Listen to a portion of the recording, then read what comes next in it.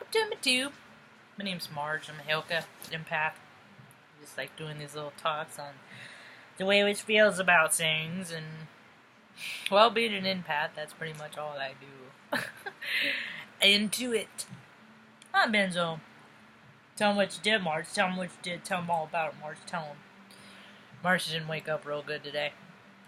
Nope. See, they say we can do whatever we want. Free will. They say that. When you're having a really good dream, and I'm just talking about a good dream where it just feels good, you know?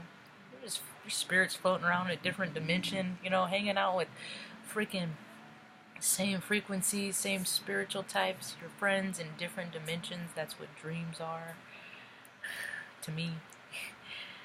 And us in our higher selves looking at things from higher dimensions, trying to learn the same lessons that we're not learning during our awake time. Well, I was learning lessons. I was having a good time. It just felt good. It felt warm. It felt like home. Then I had to wake up. I didn't want to wake up. I didn't wake up good. Once we got through the morning, because it was 4:30, you know. And I never did go back to sleep, and that's alright, because I started my day over, you know, because I know that you can do that. You can start your day over, you know, because I got these disciplines and practices that I do to freaking keep me from being chill, because in this incarnation, my freaking biggest life lesson is anger, man. I go right to pissed. I go freaking livid, man, just bowie. But I'm not violent, and I don't put my hands on people and animals, things that I love, even objects, because this is what happens. Things break. I didn't break that. Stan Lee, my cat, did, and I'll tell that part of the story here in a few. So I have this anger that I've just always contended with, and Mom always said you better learn emotional control, because if you don't learn to control your emotions, people are going to put you in a place where they can and will. And people profit a lot from those places, so, you know, thank goodness I've always just pointed my direction to learn how to freaking control my emotions, you know, breathe and all that. So, oh boy, Benny. So I had a rough morning, you know, yelled at Benny, got crazy with me. Benny even got a flick in the ear. But we got through it, and he forgives me.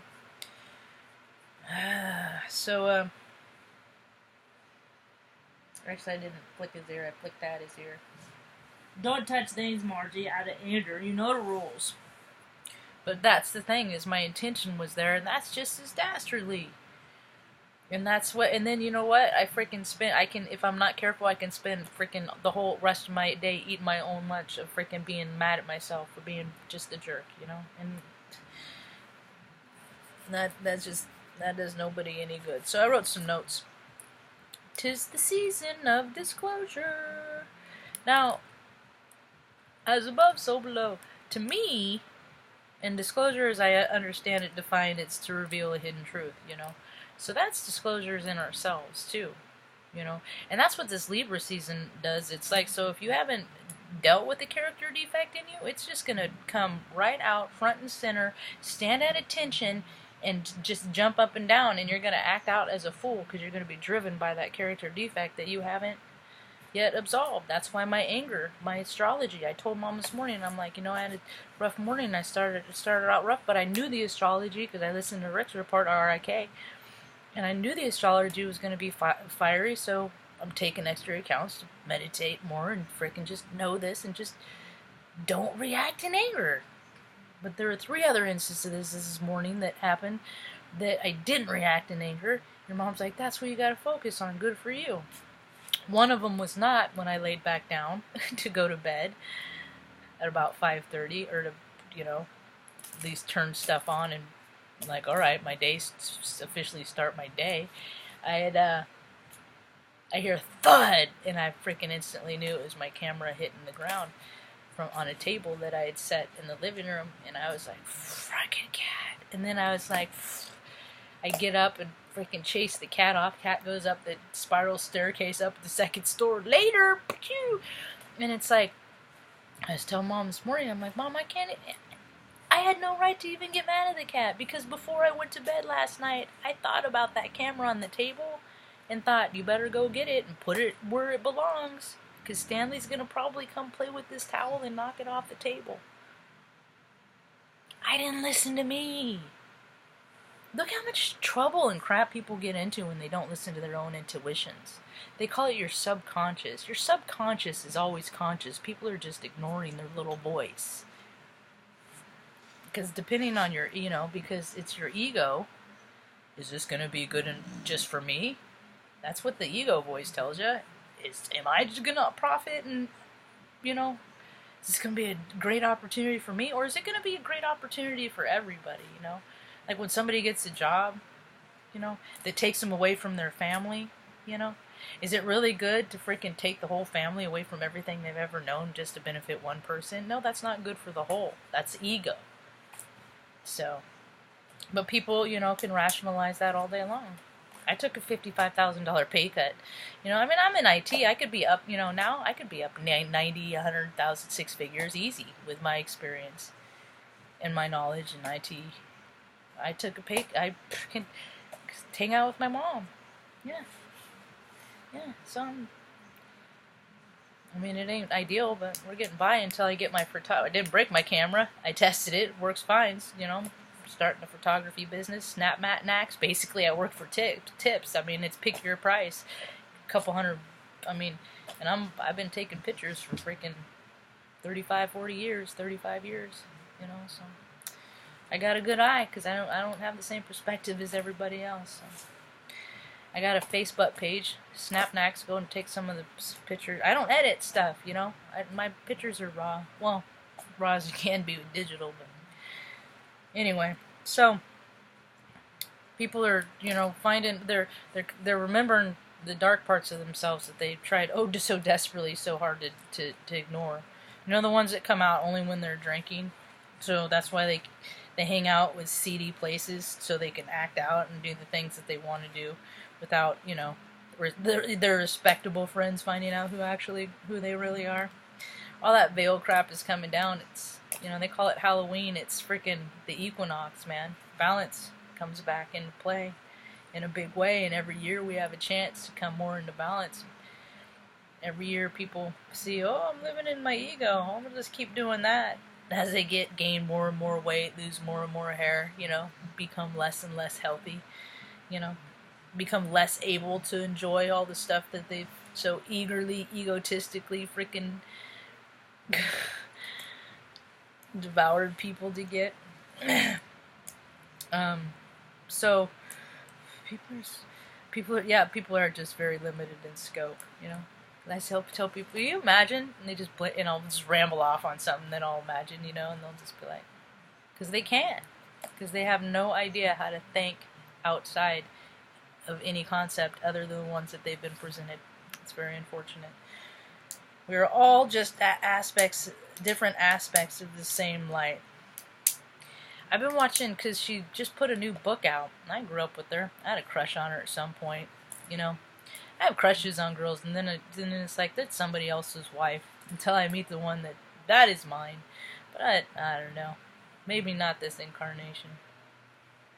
Because trying to find my vibrational frequency ain't an easy task. I am high maintenance, I would think. As far as I wear everybody out. I'm always have energy, so it's like, I got my peace too, but when I got energy and it don't match somebody else's, messes with the equilibrium. So anyway, give me more. Just put a book out, and if you look at her astrology, she's a Sagittarius, like my mom, and pretty sure she is. Her birthday is November 11th. See, now to people like me, that's significant, because her birthday is 11/11. Oh, she's Scorpio. My bad. She's Scorpio. That makes more sense to me. Her birthday is 11/11. I got Scorpio moon. See? Now, she had a real shitty childhood. Like, I had real shitty childhood. Just in different ways. But the vibration of shit is the same vibration. It's the same temp. It's the same frequency. frequency. So I can relate to people like her more because of the psychology that comes with that stuff that happens earlier on, you know. And she just faked it until she made it all the way up, you know, and just like I did, you know. But she's come back to her peace and her point zero. I just think that's really interesting because I was watching the video that she had done, you know, and I was like, and I've seen her, I mean, I watched her before Friends was on, so it's like, I was watching a video of her doing an interview, I think it was on Ellen or something a couple days ago, yeah, and, somebody had commented on the interview that Demi Moore reminded them of Monica Geller from Friends, and in my mind, I was like, that's funny, what if, Monica Geller was Demi Moore in the future, you know what I mean? Kind of a thing, because they have got, well, she was cokehead, so she was a little neurotic in her younger days, you know, so maybe Monica was a chef, you know, I worked in a lot of kitchens, there's a lot of coke around, stuff like that went around those kitchens, because that's the mentality, that the hours, you know, that you work, you know, and it's all fast-paced, so a lot of those guys were high as a kite, or used to be. Maybe that's not the case anymore, who knows, I don't know, it's been a long time since I've worked in a restaurant, so Demi Moore, you know, they are likenesses, and I haven't, like, I always thought that, because I've just traveled through life, and I'm just like, yeah, I've met another person like you, I met another you before, I just always meet the same people, you ever find that you just meet the same people over and over? And it's like, some of them are like, you know, the same I mean, they're just different version of the same, like, puppet, you know, like, maybe they have different personality traits, but their core as a whole is, like, the same, you know. That's mundane and trite to me, and it freaking makes my eye twitch. So I mean, it's so the Demi Moores and the Me Moores are made to have fucking shit lives so that people that later in life start experiencing shit if they never had, you know, at a young age. See, because some of us just have more practice than others. So for those of you that have less practice, we'll show you how to do it and get through it, hopefully with a little bit of dignity and grace, if we're lucky. Some areas, and I freaking make bad choices and freaking embarrass myself and make an ass out of myself. I do that quite often, and there's never gonna be a point that I'm gonna say I'll never do that again. This ain't nothing 100%. So, I just wanted to share with y'all that, you know, people are coming into balance, you know. Don't worry about them, worry about you. Worry about rectifying the character defects in your own, the shadow in your own self. Don't worry about them. Because if you rectify the shadow in your own self, your light will grow.